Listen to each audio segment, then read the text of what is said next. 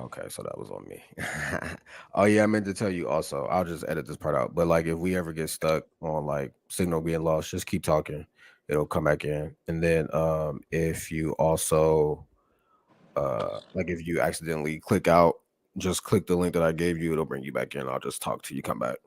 Gotcha. Okay. Okay, cool.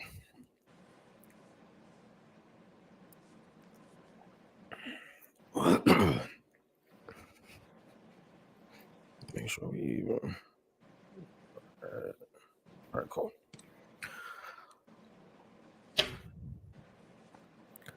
Welcome back to another great episode of Comedians in Bed. And as always, I have another great guest. And as always, I always give a great introduction for our next guest. I said always like 3 times. I'm fried, man. Work really pissed me off today. Yeah. So that's why I had to burn one right after work. But this next guy, man, he's burning it on the stage. He's doing a great job. I had to have him on the show because when I was looking at his clips, man, I was like, this guy can really write, man. He's super funny, man. Super funny. You don't even see the punchline coming. This guy hails from New York, man. Everybody that's listening, please give a round of applause for our guy, our next guest, Joe Mahoney, everybody. Yo, what's going on, man? Yo, thanks for having me, man. Oh, no, I man. I hope I fit the show format. It says comedians in bed. I mean, I'm on a futon, but you know. I was going to ask, where are you sleeping these days? Yeah, I'm in my basement. Just Yeah. down here in Bed-Stuy, Brooklyn. Yeah. Yeah. So you sleep in the basement. So like I heard you guys like been getting flooded a lot. Like, how's that situation for you? We've had a couple. Yeah. The break-ins are probably worse, but the people flooding in. Actually, a homeless guy was peeing outside my door the other day, so Really? I had a urine flood. Yeah, yeah, it's crazy, man. It was like this is what it's like living in Bed-Stuy though, because there's a guy that cleans the garbage outside my door. I don't know who does it, but like once every month or so, he just comes and he picks up the garbage.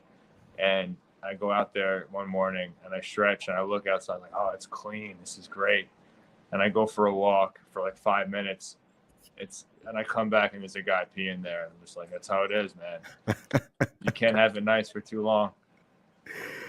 So how was it when you gotta like bring a lady friend over? Like, you gotta do it at certain times of the day because you know how the area is? Oh man, dude, I would pretend because I have access to the upstairs too. It's like I would actually pretend that this is just like the hangout spot. Like my roommates are sleeping. Let's go downstairs. It's quiet. And then like I think they start to piece together. Oh, this is where he sleeps. This is where he lives.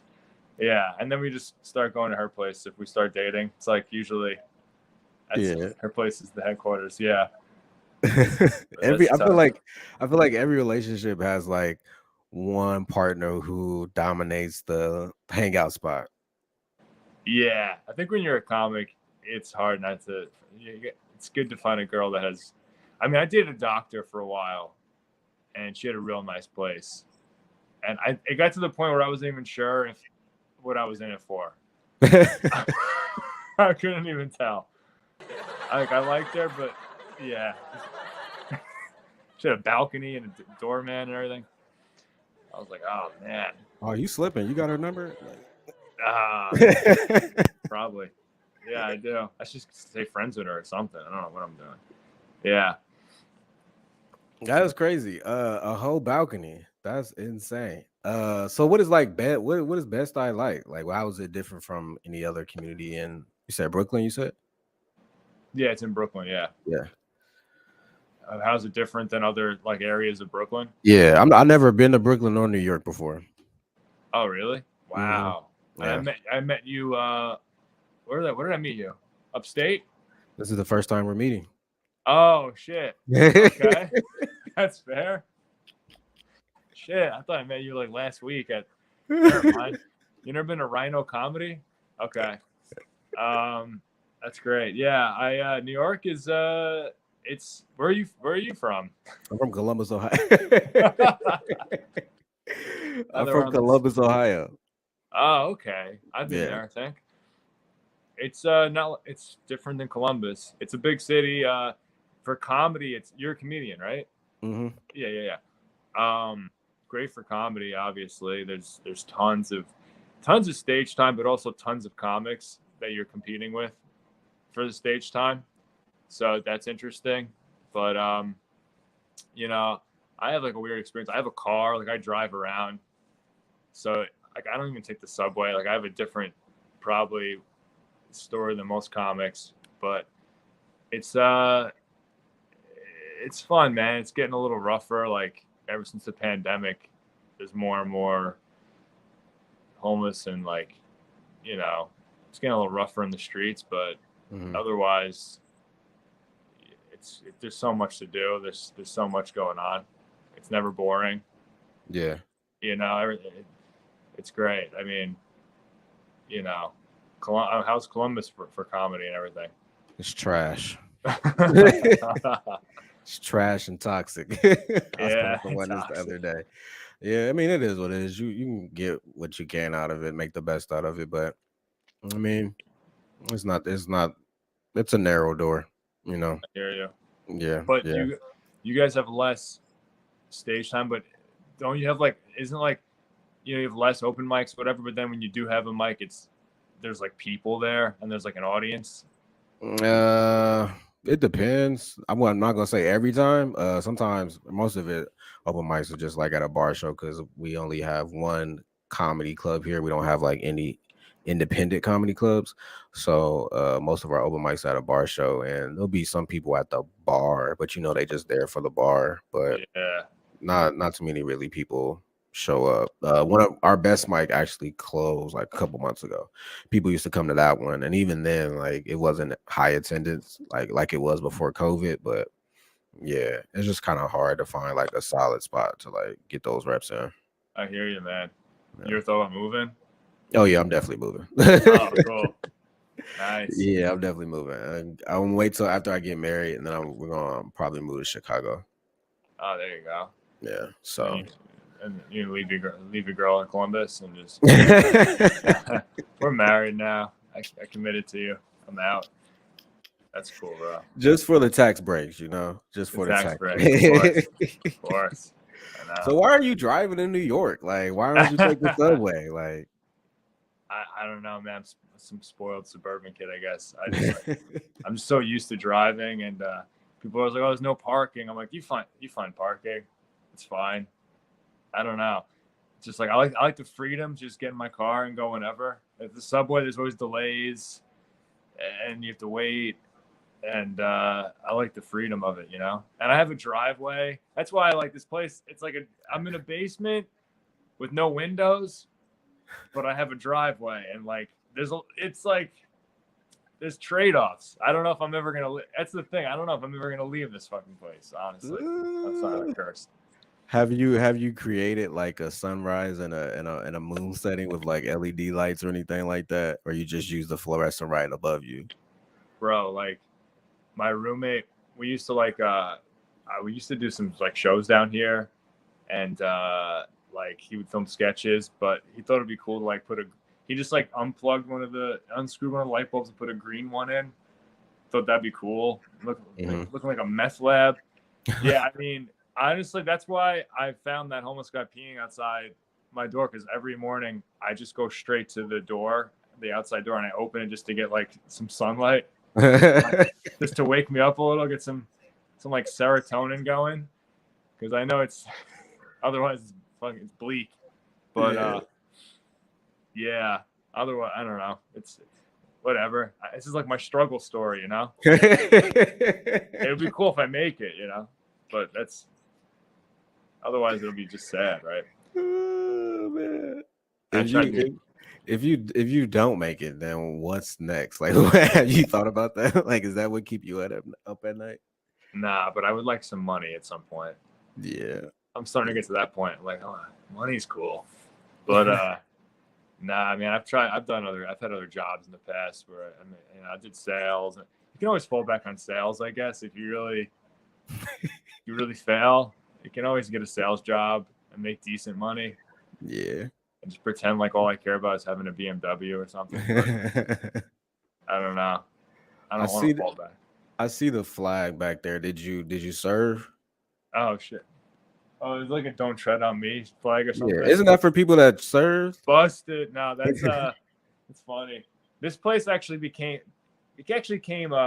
pre-furnished and pre-decorated when I moved in from like apparently this was like the party basement for like years. There was actually tons of like empty bottles and everything, like it was like a college basement and then like a frat house kind of thing. And then I mean like I moved in and I just didn't change anything. But yeah, it's not like some conservative thing.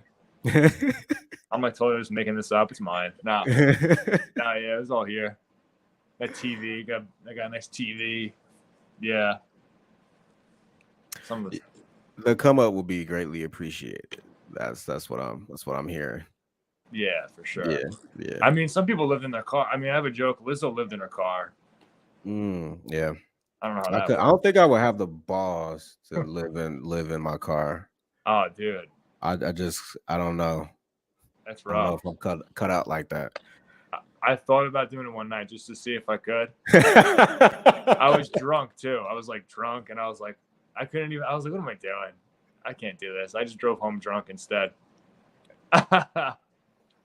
Just to see if I could. Because I did it at music festival once, but that was different, you know?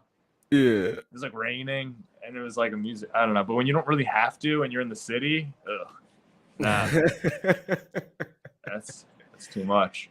How long did you last? Was it like 12 minutes or? Oh, like not even. Not even. I think I peed in a water bottle and just went home. Yeah. Hey, you said you went to a music festival. What music festival did you go to? Which one was this one? This was a while ago. Firefly. It's called in Delaware. Like the racetrack. It was like a bunch of different bands. It was like kind of like a mix of bands and like house music. It was kind of everything, and like different stages, and it was cool. Might have done Molly or something. Who knows? Those days are over now. What kind of music do you listen to? Because New York is, the birthplace of hip hop, and like outside of that, I don't think anybody thinks of any different genres besides like probably some Hispanic music or something like that. So like, what kind of music are you into? Better sound cool now.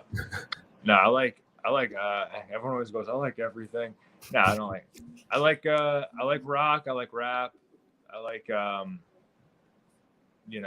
play guitar. I grew up playing guitar, and I've always like made music. That's the thing too. Sometimes I'm like, did I pick the wrong thing? Maybe I'm a better musician. I don't know. That's always like in the back of my head. It's one thing just to like be like, no, this is all I have is comedy. I got to make it. But sometimes I'm like, maybe I'm a better guitar player. I don't know. And I start doubting myself even more. I'm like, shit. Maybe more natural for me. But yeah, I need some new bands. Like I need some new artists. You ever like find yourself trying to find new? I'm like still listening to stuff from high school sometimes, and I'm like, all right, enough of this. Yeah. Yeah, I don't really have a hard time finding new music. I'm always like searching for it for real, because I feel like I guess probably just with like rap, like the sound just kind of got like sounded like the same to me. So and like R&B started to change so like drastically. So I just was like always like looking and searching for that new sound. Usually I just go on like Spotify, like that's the service I use. I used to use Apple, and I just look for like the playlist, and I find like new artists that way. That's how I find new music. Yeah, you got to search a lot. It's not that hard these days, I guess. Actually, I'm like, isn't it hard with the internet and Spotify? With pre-made, the app is designed to give you stuff that you would like. Yeah, I know. Don't like try. Do you listen to music before you go on stage? Oh, like to pump myself up? Mm-hmm. Damn. Or to calm yourself down. Or to calm myself down. Shit, no, not really. Like a pre-show ritual. I mean, like I'll listen to music in the car when I'm driving there. Yeah, I'll do like the music in the car thing, or like that's how I know I had a good set. When you're listening to like music on the way home, you're like in a good mood. That's how I know. Oh, like I'm in a good mood. I want to listen to music. That's usually like. So I guess it's like more of like a post-show thing for me. Okay, okay, okay, Yeah. okay. Is that one of your things? Oh yeah, I'm like people like are afraid to come up and talk to me because I usually have my AirPods in, but I Mhm. just keep the volume really low. I can hear what everybody else is saying, but I just don't look like I'm looking. Like Oh, okay. You're not you're not even like bumping your head or anything. You're just like staring yeah, at the 8 yeah, yeah, mile. yeah, Nice. yeah, yeah, That's cool. Yeah, I think I've seen my friends do that. Like they ignore you, and yeah, they're like, "All yeah. right, this is it." So describe like your first time going on stage. Like, was it a dare? Was it a challenge? Were you drunk? Like, what was your first time going on stage like? Yeah, this is a good one. I mean, I took a comedy class, which is embarrassing, but I took one of those comedy classes at the comedy club in Long Island, Governors, where I'm from. Um, and Long Island's like right next to New York. It's like right next to the city. Hmm. But so that's the only way I knew I would do comedy is by taking a class because I knew it would force because you have to get on you get the show at the end of the class. You have to do it. So it forced me to do it. And I throughout the class I decided to do this Verizon character. I was selling Verizon Fios door to door at the time. That was my job. And I thought it'd be interesting to have like a gimmick, which I don't know what I was. I watched I knew comedy wasn't about that. I loved comedy, but I was just like, I need like a character. I don't get like there's no reason for me to speak to the audience. That was the one thing I couldn't get. Like, what do I open with? Oh, I'll just have a character. So I did this door to door Verizon guy, where I would like pretend like I was selling the audience cable television. Like I would be like, oh, I'm just doing jokes, but I have the table outside if you want it. And these, I don't know, whatever. I mean, it's a bringer show, whatever the first time, so they're already like pumped up. But I killed, like they loved it. Like the Long Island people like loved that character, and I would do that a few more times after. Hold on. So anyway, the first show did well, and then they give you a second show the next weekend, and because I had some of the same people coming, I was like, oh, I'll just write like a whole different act. And then I just ate shit the second time. So I had like the high and then the low. Hmm. So I understood, oh, okay, this actually takes work. I can't just wing it every time.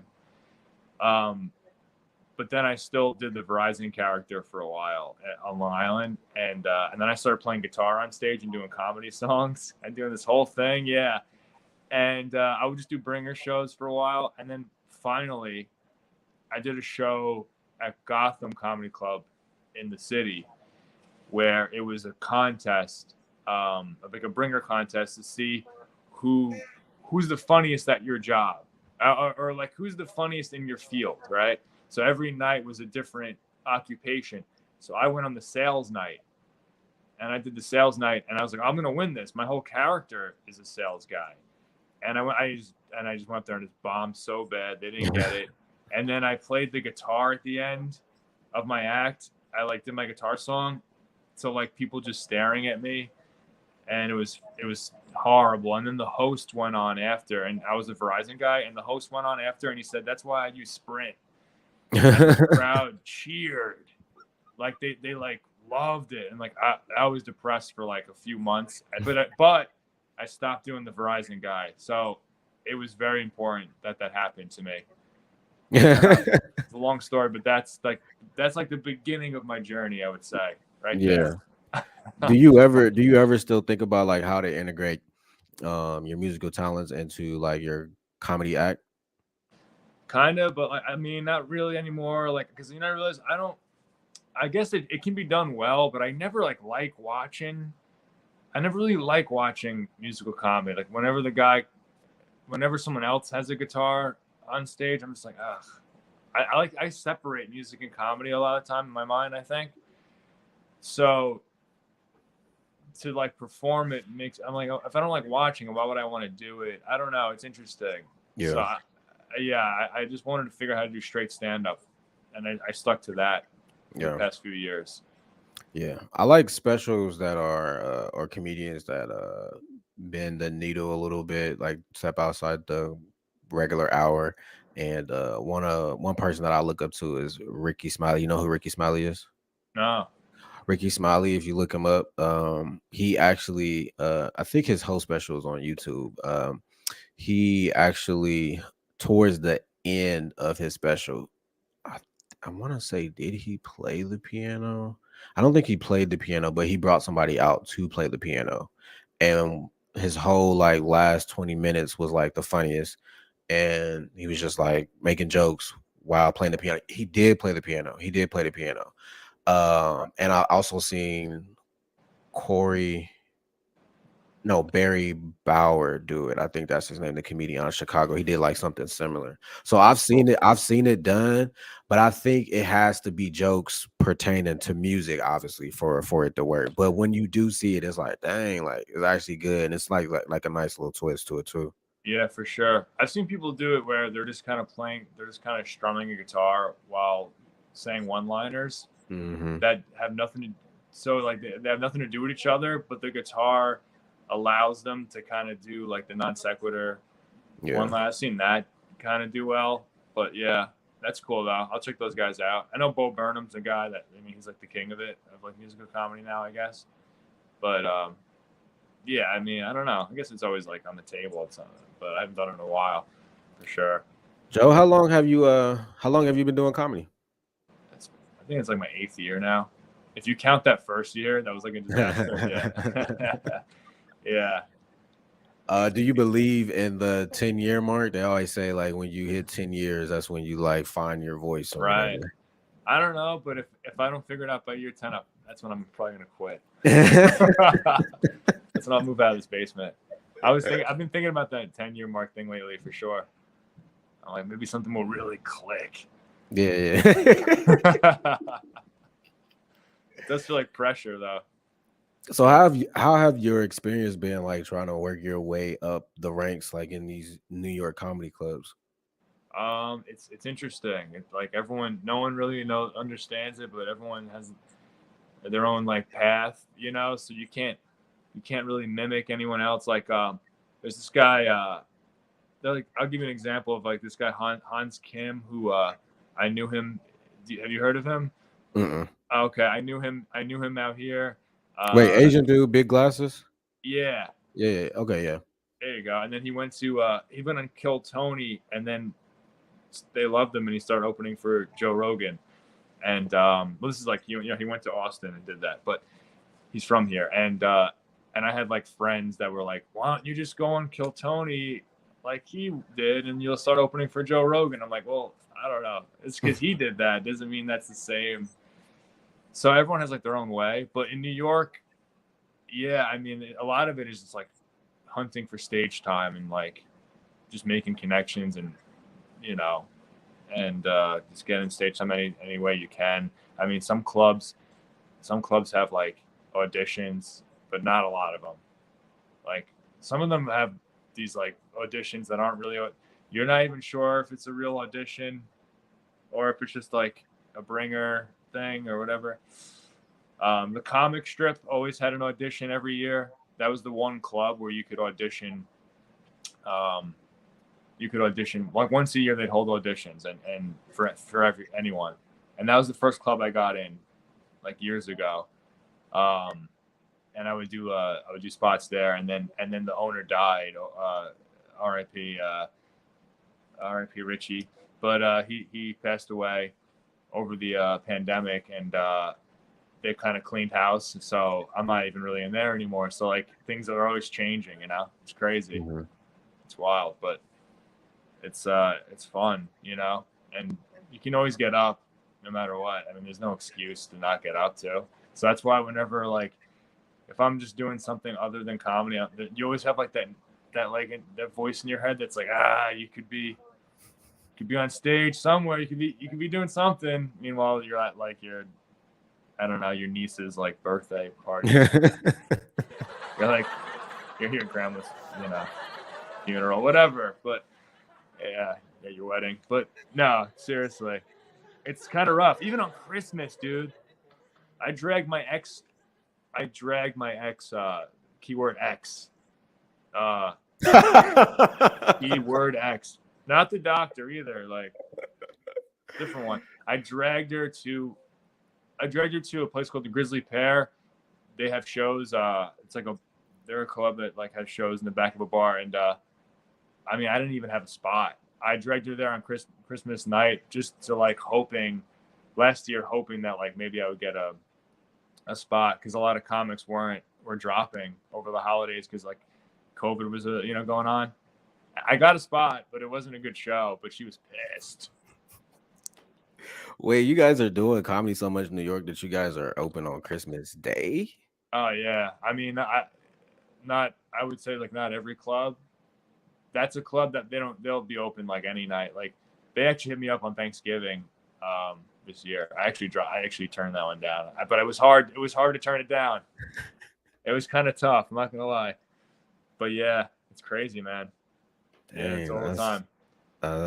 That is crazy and insane. Yeah. Okay, so like, what is like your writing process like? Like when you think of a joke, what do you do? Because sometimes I find jokes on the highway, and I'm like, am I really gonna risk my life for this joke? You got to get at the recording on the phone, right? The audio recorder. I'll be listening to music. See, music gets in the way. Yeah, I'll come up with stuff in the car. The car's good. Sometimes I'll because sometimes I'll listen to a podcast, but sometimes I'll force myself to not listen to anything and just try to think of because I drive a lot, so the car's a good time. But yeah, I'll record on my phone while I'm driving. Like I'll do the audio recording, and then you have to make sure you listen to it later on. That's the trick too. Yeah. I'm still trying to figure out like I'm trying to get myself to write more like every day, like as a discipline, instead of just when something comes up in your mind, Mm-hmm. So I'm trying to get that going, because I have friends that write every day, and like they're pumping out material, and I'm like, all right. But also like you gotta live life too, so it's always like that balance. Yeah. Whenever like I do something different or like see my family or something, I something happens and I come up with something new, and I'm like, oh, maybe I should actually have a life. You need like some kind of balance with that, it's interesting. But a lot of the time it's like after a show, like after a set, I'll kind of be juiced up if it went well, whatever, and I'll try to like add tags to something, and work on stuff at night. That's probably like my best time. Yeah. Joe, I lied to you. I did actually try to do the voice recording, but it just I don't know. I can't, like, I listen back to it and I'll be like, and then it's not, what was I trying to do here? Like, it's just not as funny to me. Oh, for sure. It's not, and then you try, and then God forbid, and you try on stage, and before they don't even laugh that it's not good, right? Like as it's coming out, you're like, damn, this is not good. That's what it's. Yeah, man. That's what it's for. Open mics are for, I guess. So what did your family say when they heard you were doing comedy? Like, what was that conversation like? They're like, what? They're like, what? You're funny? Well, it's funny. My mom actually is the one that signed me up for that class. Yeah. Did you ask her why? They're supportive. They're pretty supportive. What happened? I said, did you ask her why? I think I told her I probably just told her I wanted to do comedy. And I told her, I guess she found the class and just, I don't know. Did she just sign up with me without my permission? That seems weird. I can't remember. It was a while ago. But yeah, they're pretty supportive, honestly. So I can't complain with that, which is good because, they can come to I don't really do bringer shows anymore much, but they're always there if I need them. Yeah. Well, that's good, man. It's always good to have support. How does your girlfriend support you with your comedy? I don't have a girlfriend anymore. That was that was the ex. Yeah, a lot of ex stories, but yeah, that's tough too. You have a girl, and like I guess you figured out how to balance comedy and a relationship, I guess, hopefully. But I that was always tough for me. I still haven't figured that out. Yeah, man. Clearly. I don't know how you let the doctor slip away. I would have made that work somehow. Dude, I know. I should probably Yeah, you're making me want to get off this right now and Hey, what's up? figure it out. Yeah, FaceTimer, get her in here.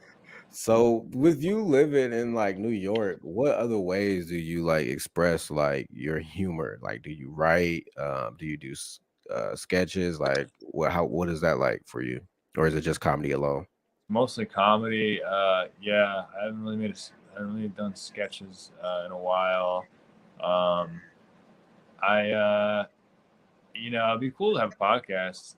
Me and my roommates did one a while ago, and sometimes I'll write longer form story type things, and I'm like, this seems like it wouldn't really work on stage, but it would work more in a podcast format, or even like almost like a Bill Burr, like just just me kind of podcast kind of thing. But then I don't know.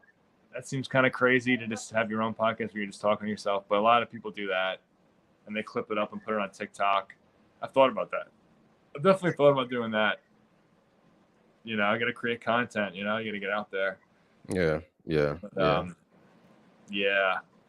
But yeah, mostly it's stand up. Yeah, I like to come up with a joke and have it work on stage. So even if I have like a thing that I want to, people put out, like they'll do a bit, but they'll just be talking to their camera and they'll post it on TikTok. And I'm like, I would want to get that to work on stage and just show it on stage, yeah. It seems like almost like quitting to just do it to the camera. I don't know. I don't really want to do that. But some people do, and they do real well, and they're getting like followers. So I don't know. Maybe I should change my view on that. I'm still trying to figure it out. Yeah, man, that whole social media stuff can be a little weird, and trying to figure out like your niche and everything for sure. Yeah. Now we were discussing earlier that you were a part of Adult Swim show, mostly for millennials. Like, how did you get that? I've never heard of the show. Like, how did you get that? Oh man, And what is it? You're gonna expose my credit now. It's just it was a prank show. I didn't even know at the time. My friend was like, "Do you want to be on this dating show?" And it pays $200, whatever. I was like, "Yeah, sure. I'm not doing anything tonight. I'll do it." So I went there, and they were like, "Sign this release, and then you're gonna get in that van." And I was like, "Okay, whatever." And I get in the van. There's like this cute blonde in like the driver's seat, and I just start talking to her. I was like, "Oh, it's like a dating show." And all of a sudden, like a guy, like as we're speaking, like a guy pops out behind my chair, and he's like, it's my sister, and he's like wearing a crazy wig, and all this weird like prank show type stuff starts going on, and I'm like, oh, this is weird. And then there's some wacky like Eric Andre type thing, and then afterwards they're like, yeah, this is an Adult Swim show, and it's like a new show that Eric and Andre produced, blah blah blah, and it'll be airing in a couple months. And then I was like, okay, I guess that's my credit. I'm an adult. And then every time I tell a comic, they're like, that counts, and I'm like, all right, it counts. That is the worst way to earn $200. Yeah, I know. I almost wish it was just a regular dating show, It was cute. Hey, you know what dating show I used to like growing up really was Next on MTV. Yeah, I remember that. Yeah, That was the one, man. Sometimes they would just say it real quick, right? Next. Soon as they got off the bus, man. Yeah. And I don't think it was a dating show, but it was another show. It might have been called Friend. It was called Friend Zone, where the friend would try to get out the friend zone and see if their friend liked them or not. Do you remember that one too? No, that sounds like man. Good one. It might be on YouTube, but it was like so funny because they would like try to reveal to their friend like, "Hey, I like you," and they just shut them down. Like not every time, but like majority of the time. Like right, yeah. Damn, I bet that's So, fun. Yeah, a lot of those shows are fake. Obviously, my friend was on this show called Ghosted, which is just about like getting ghosted and trying to like figure out why'd you ghost me and like hunt the girl down. Kind of weird, but it was all made up. It It was like a girl. The girl asked him to do it. They were like, they barely knew each other beforehand. That actually would have been like a good show for real. I would have been a good It must have show. gotten canceled quickly. I mean, I think the one I was on got somebody. Mostly shows get canceled. Yeah. Like real quick. Yeah. So when you're on stage, how do you figure out like how far is too far? Or do you not like hold anything back? Like for anything personal or anything socially going on, like how far is too far for you? Yeah, I just do what I think is funny, and a lot of times that is kind of like shocks a lot of people. And I never really like I always just kind of tried not to have a filter, and I always looked up to comics that were kind of edgy and just honest. So I started out kind of doing stuff like that, like whatever, like just saying whatever dirtier, edgier stuff. Even at the comic strip, which is like, I don't know, that's like a clean kind of club. It's like older people, but I would just say whatever. And then now I'm trying to like figure out, okay, if I really want to be a club comic and consistently do well in the city, especially nowadays, like I do have to have an act that is a little more tailored to the normal average person who goes, because not everyone that goes, I mean, most people that go to comedy clubs aren't really comedy fans. It's kind of crazy. They're just kind of usually it's their first comedy show. Yeah. They're just like, let's just do something tonight. So I'm actually going from going too far to now, not that I'm trying to like soften it up, but you know what I mean? Just trying to I'm trying to figure out what's the middle ground. That's always been like the challenge for me. Yeah. Because I would always do well at like comics would like my jokes, and like I would do well at mics, and like something would work really well, and you're like, oh, it's funny. And if comics like it, it's funny. It's probably somewhat original. But then you would do it in front of regular people, and they wouldn't like, and you're like, ah, man. Now I have to like, I guess retool it or just come up with something different. But yeah, I think that answered your question. I'm not sure, but yeah, it did. There's definitely a way to like try to get the average people that don't regularly go to comedy shows, 'cause nobody really does, like to get them to understand what you're doing. I think that's why comics like it, because they can see how you wrote the joke as opposed to the average fan that's just sitting there. They're not appreciating the art. yeah, and I don't think comics care much if you're like likable.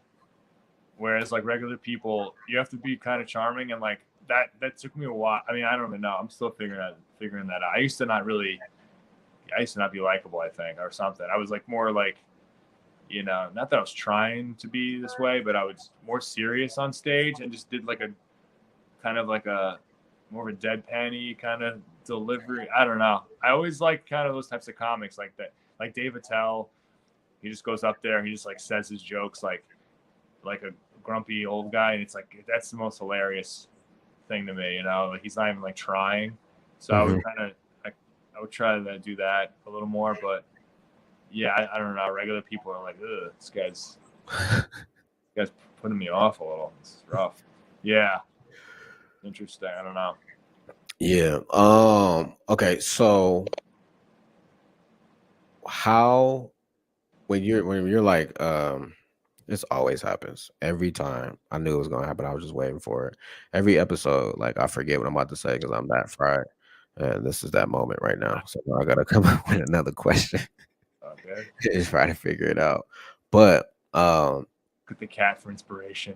I got 4 of them. So wait, do you guys actually have a lot of cats in New York? The reason why I'm asking is because you guys have a lot of rats. And Yeah. so like it would make sense to put cats out in the streets and just we let need them more cats. handle the situation. We need more cats. Yeah, they got bodega cats, which I didn't know until like pretty recently. That's for the mice. So Yeah, so the bodega owners are just getting cats to release on the mice? yeah. They'll just have them. They'll have a cat, and you're like, why is there a cat? Why does every bodega guy have a pet cat? It's weird. They just like cats, and then it's like, oh, it's for the mice. That's that's what it's for. It's kind of wild. That is so nasty. I would not go into that bodega, even though that's like regular. But I would not. Like, there's a mice problem, obviously. Bro, I mean, I had a couple mice down here last winter. It's because I had someone. I mean, I don't know, long story, but I had a guy. I subletted to a guy, and he made a mess down here, and I'll never do that again. But anyway, yeah, there's definitely rats. Rats are brutal. I would never. If there was a rat down here, I would actually quit comedy and move back home. But mice, yeah, You said there's a lot of there are cats. There are cats. There's a lot of cats. Way more rats. And everyone has a pet dog now. Everyone has a dog. And instead of having kids, they just have a dog. Yeah, That seems to be what's going on. And I love dogs. I don't know. Do you plan on having kids? unfortunately. No, I hear you, but I love dogs, but it's the not, thing about not a person. the thing about kids is like when people ask you like if you plan on having kids, like people older, they'll ask me like if I plan on having kids, and I'll say yes, and it's like I know I know they mean well, but it's like they're literally really trying. They're doing a good job of convincing me not to have kids. Like, Right, they want to it's like a warning kind of. yeah, They want it's terrible. But it's always like, isn't it always like about like when the kid's an infant or like a baby where it keeps you up? It's a lot of work. yeah, terrible tools. Like I had Is it ever somebody. like someone with like a 20-year-old, like a 15, 20-year-old that's just like, don't have them. Still sucks. I don't know, maybe. But I figure like it's gonna grow up, right? It's gonna get easier. I don't know. My cousin just had a lot of like my family are having kids now. My cousin just had a baby, and he's kind of doing that.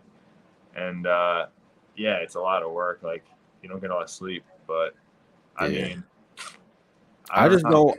I just don't want my kid, and it seemed like it's inevitable, but I just don't want my kid like sleeping in the bed with me, like at 3 through like from the day they're born till like 8 or 7. Like, no, like once you are safely sound in your bed, like go get in your bed. Like, what about when you do the crib? I mean, yeah, the crib can be like in there, but like, Yeah. I don't want no 6-year-old coming in the middle of the night, coming in my room every night, because I'm gonna pick you up and take you back into your room. Yeah, like, no, yeah, I'm gonna lock the door. Like, I'm gonna do something. I can't have that, bro. Like, nah. I hear you. Yeah, well, it's good. You gotta discipline them, I guess, right?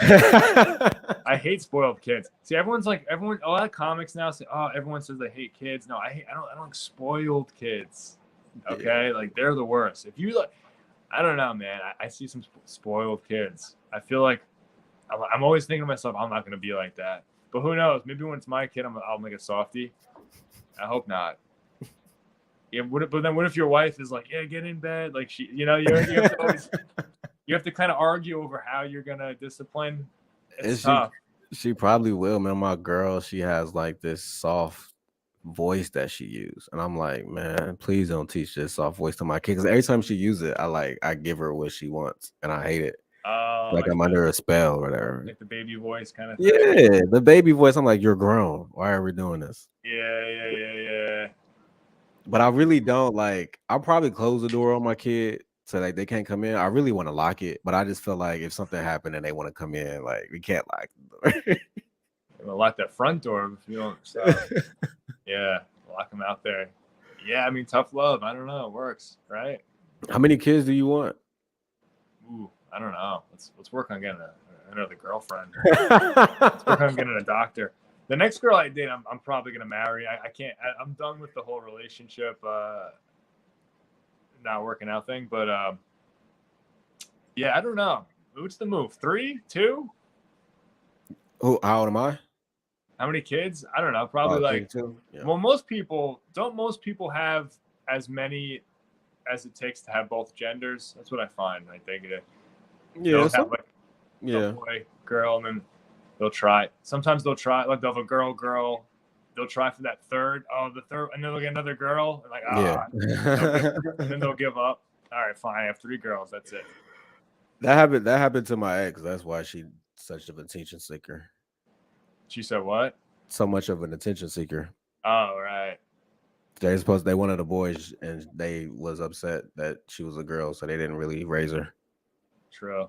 Well, nowadays you don't even know what it is until it's, Bro, I actually heard a story about a girl, this lady like raising. Well, because my cousin just had a kid, so she like his wife talks to other parents, and she said this lady was raising her daughter as a they, like, so it's like she's defaulting to they, and then letting the baby decide once it gets old. That's interesting to me. So do you think I've never the way now that you're saying this, I'm actually like a little concerned. Like, are they going to change our parenting styles now? Like, Now don't they're call probably us gonna he or try, she. or the school's gonna try to like, even when you're not parent, like you're not there, the school's teaching them shit. I don't know. It's gonna be wild. Now you gotta walk your kid to school and be like, I don't care what the teachers say. You are a he. You're not a they. You're a he. Yeah, pretty much. I don't even care what you say. Now imagine. I don't care what you say. No, that's the thing. Have a kid as soon as possible, right? Before it gets too crazy out there. It's only getting crazier. Dang, I didn't think about that. Now I won't. Now I feel bad for talking about my classmates who had kids at 19 and 18 because they're halfway done. Oh, right. Yeah, for sure. They got in early. Yeah, I know. Like almost like a weird jealousy, right? You're like, oh, they already did that important. They'll have someone there when they die and stuff. Yeah. but the weird trade off though is that I actually got time to get to know myself. They're still trying to figure that out. Yeah, I hear you. How old are you? I'm 32. Oh, good. All right, cool. I'm 33. All right, we're in the same. Yeah. Cool, Yeah. man. Yeah. We're dudes.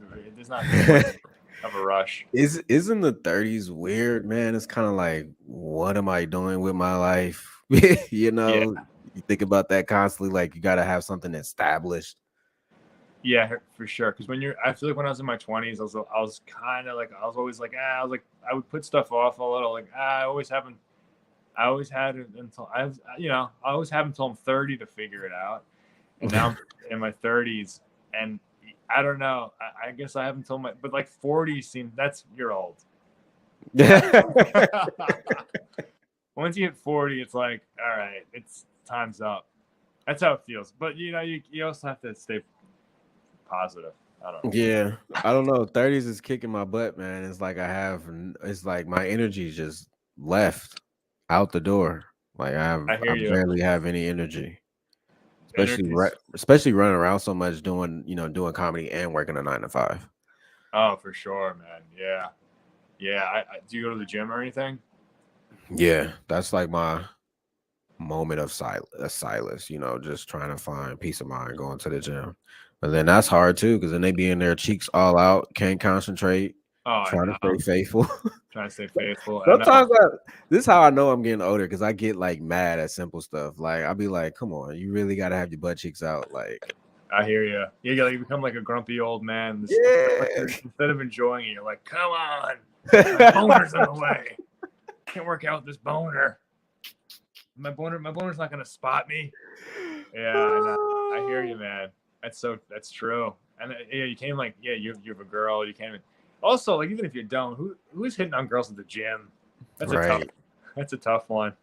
Right. Never cracked that code, but yeah, I hear you. The gym's good. I mean, I don't know.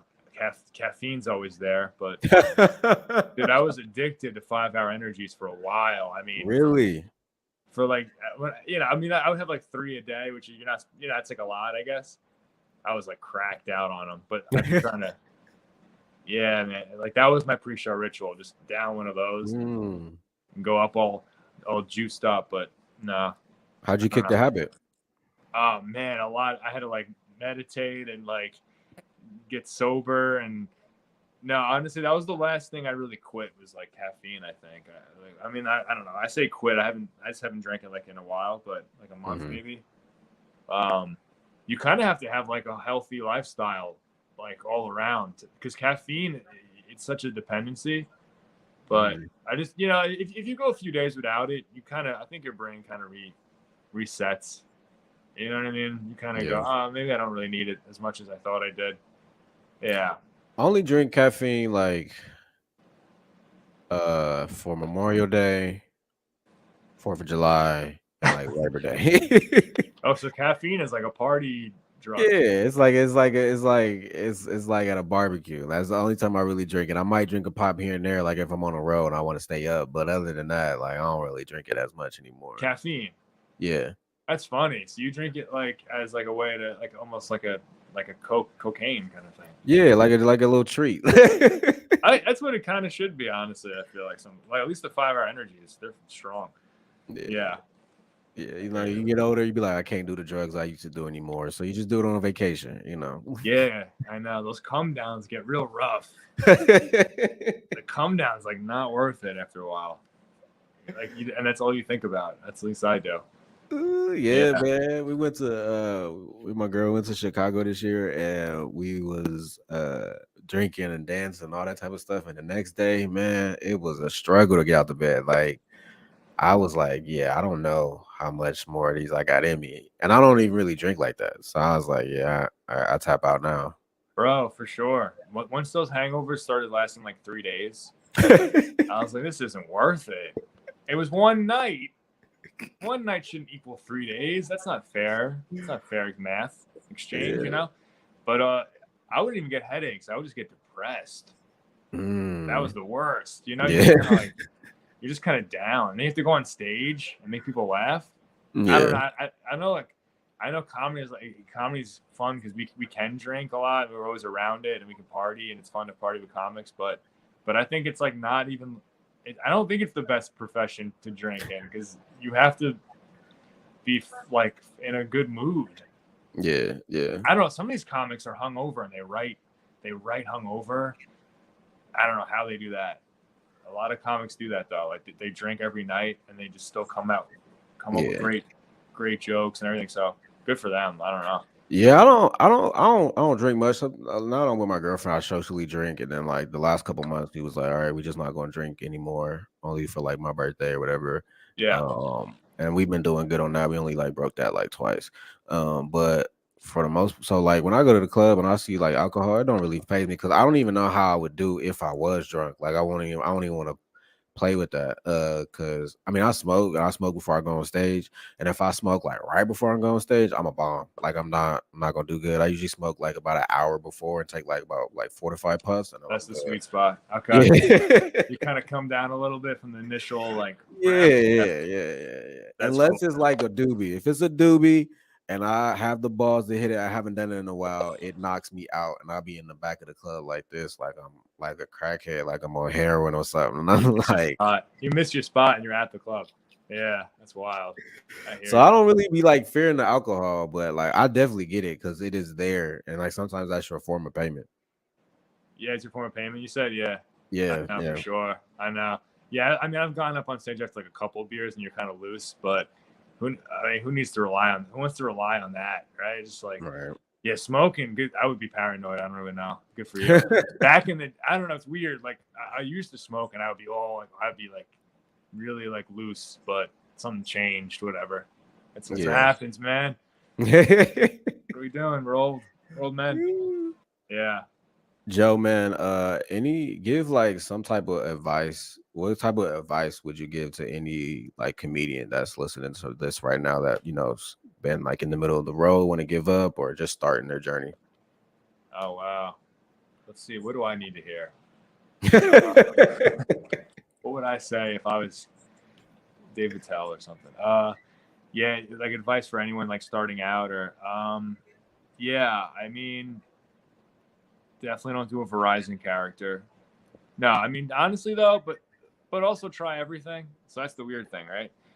So experiment and get up on stage as much as possible. And I mean, in the beginning, you're just learning how to public speak. I feel like for the most part, but also you're trying to write jokes, get stuff that's funny. Obviously, this is terrible, huh? This is terrible. I would say, let me try to think of something unique I could say that's good advice that I wish someone told me. Just connect with the crowd. Connect with the crowd. Like sometimes that's half the battle. Is like you have good jokes, or maybe you have jokes that could work, but you're just not connected to the crowd, especially when you're first starting out. Because like you can tell someone's really new when they just kind of they go up there and it's very robotic, and it just seems like, oh, okay, this is like the thing that they practiced in the mirror earlier, and it's contrived. But if you find there's little techniques you can do where if you get the crowd to feel like you're speaking to them, you're gonna do better. Like 100% of the time. I mean, you're gonna get some sort of laughs going, and then that'll give you confidence. It'll make you funnier, and you could start coming up with stuff on stage maybe at some point, But I think a lot of comics overlook that. Even comics that are like pros, sometimes I see them not really making sure to connect with the crowd. And that's like, you don't have to do crowd work. I don't even like doing crowd work, but just like even like riffing off the guy before you, or you can even trick them too. You can trick the audience. You can just, if like the guy before you spoke about something that you have a joke kind of about, it could be so loose. You can like kind of fake it and just be like, oh, he was, speaking of whatever, like, I don't know how you're going to say, it's whatever. He was talking about blah, blah, blah. And then if you do your joke, now it seems it's magic, it's an illusion. Now it seems like, oh, did he just think of that? Even though that's like a joke you've been doing for years or whatever. Yeah. So that's something I think I figured that out pretty early on. I was like, oh, the guys that when you can kind of like make the audience, you kind of trick the audience into connecting with you, and you'll do way better. It's weird. And then whenever I wouldn't do that, I would have like just like a tepid set, and I hated that. I hate those sets where it's like, oh, I'm doing jokes that always work, and you just feel like the crowd, they should be laughing more, but they're giving you like that kind of like that short little subdued laugh. I hate that. I hate those sets. Like a weed show. You ever do a weed show? Those are brutal. Yeah. Yeah. So anyway, that's my advice. Joe, tell people why they should listen to Comedians in Bed. Oh, this is great, man. You're a great dude. You're fun to talk to. Really easy going. Really easy to talk to. I hope I was entertaining or something. And dude, I mean, it was good meeting you, honestly. Yeah. I want to check out more of the episodes. I'm gonna look back in your catalog. I should have done my research. I don't know. I didn't know you. Wow. No, that's totally fine. What I'm hearing you say is that I should be a therapist. Nah, man. Hey, look, comedy is there's therapy in there. Yeah. You gotta know some stuff. You gotta know yourself a little. Joe, tell people where they can find you at. You can find me on Instagram. That's a good one. It's my Joe Mahoney comedy.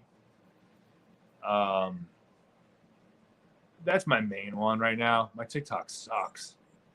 I got to restart my TikTok. But that one's like Joe Mahoney _comedy, I think. Yeah, just do Instagram, Joe Mahoney comedy. And I guess on YouTube, you can like look up Joe Mahoney. I'm on there, Joe Mahoney comedy on YouTube. Yeah. Joe, man, we appreciate you so much. If you want to watch next week's episode, be sure to subscribe to my YouTube channel at Ty Erskine. If you want to listen to the audio version, if you missed the live stream, you can listen to the audio version. This podcast is available wherever you listen to podcasts. This week we had Joe Mahoney on here. I'm so happy that you were on here, Joe. Funny dude, great guy. Next time you get a doctor, don't let it slip away. Don't let her slip, right? Hold on to her, man. Everybody, man, this is this week's episode of Comedians in Bed with my man Joe. We'll see you guys next week.